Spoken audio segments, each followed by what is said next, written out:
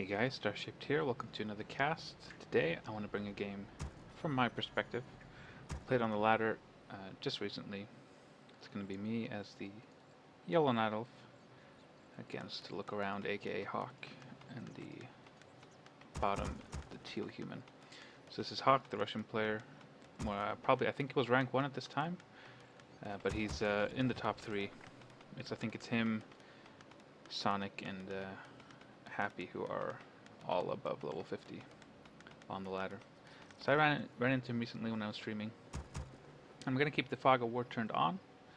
I'm going to commentate this game from my perspective.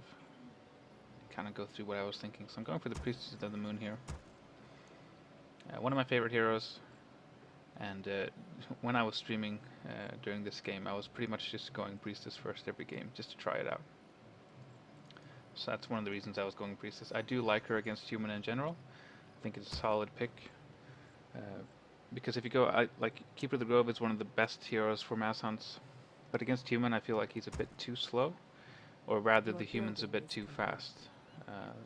You won't get that much use out of your entangles and right clicks because they can militia creep something really big, they can tech, they can just minimize the damage you can do. And then they get this spell pretty quickly at tier 2. And it's a building they want to get anyway. I am also doing a archer free build. So basically, I built this Ancient of War as my third wisp was coming out, instead of the usual timing, and I didn't get an archer. So this works out pretty well timing wise with my hero coming out. And the main advantage of this is it frees up some supply. I'm at 18 of 20 right now, which would be 20 out of 20. But this way I can build 2 extra wisps, even 3 extra wisps if I want to build a shop and cancel it. Denied. I didn't actually kill the water mantle, but I detonated the archmage, which is always nice. So yeah, the archer free build order, a huntress build order, lets you build more wisps, saves you a bit of wood that you would have spent on the archer. But the big disadvantage is you have to stick around since there's no unit to actually kill the creep other than your hero. So you can't just pick up the item and run. Just chasing down this footman, I feel like I might as well. Your building is complete. Because I'm just going to pause 1 second. If you play against human on this map, it's pretty far away to run down. Since I was forced to stick around to kill all the creeps, since I didn't have an archer, I figured that he'd already be level 2 by the time I get down there, so I might as well just chase this footman. It's one less unit that he will have around. And last time I played against Hawk, I also played Priestess, and he did a really fast rifle caster tech, so my mentality this game is that he'll do that again, that he's going to do a quick rifle caster tech. I still get the 2 Ancients of War though. I like this as just a standard opening.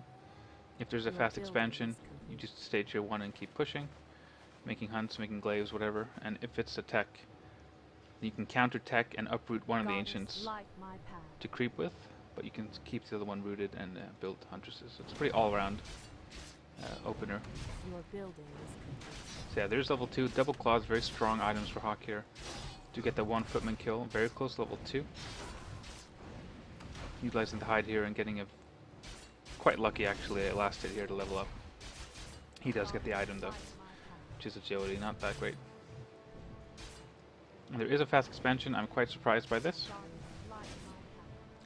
Like I said, last time he played Rifle Caster against me, so I didn't at all expect him to go for the fast expansion against this pure Huntress build. But it is viable. I think it is strong, and it's probably even stronger than Rifle Caster if you do it right. But, I'm just abusing hide here, trying to position myself so I can kill as many peasants as possible, and trying to hide my units and make sure he can't build a town hall physically close to the gold mine. But he does use a reveal. Town portal out just at 3 HP. If we pause real quick, he did have to run a militia up here. You can, during nighttime, actually just build a farm here. So that could have been available right away, but now we had to actually run a militia, which bought me a lot of time. Town portal out just in time. I know there's an expansion.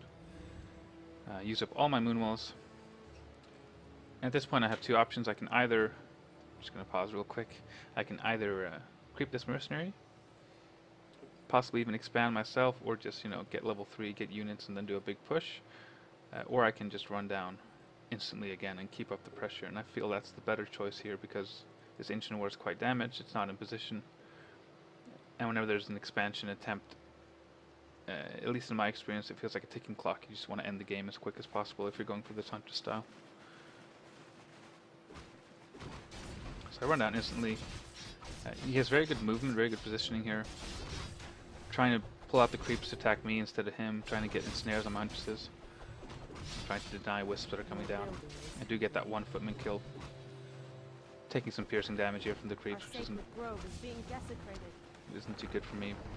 Here's one of the issues with Last Refuge, and one of the reasons I don't want to go for a long game here is it's such a tight and narrow map. It's very difficult to actually, you know, utilize a big hunter's army, and it's even difficult to build buildings here.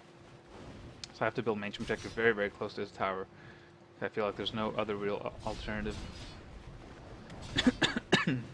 Excuse me. So yeah, he pulls the militia. As soon as I do that, I probably can't take that fight. So I'd rather conserve these wisps and use them against the water elementals and the archmage. But we do have the new buffed glaive throwers. I'm putting a lot of faith in those. In the old patches, excuse me, in the old patches, glaive throwers never ever did enough damage to actually kill a town hall or even threaten a town hall, unless you were like tier 2 with the double upgrades and the impaling bolt.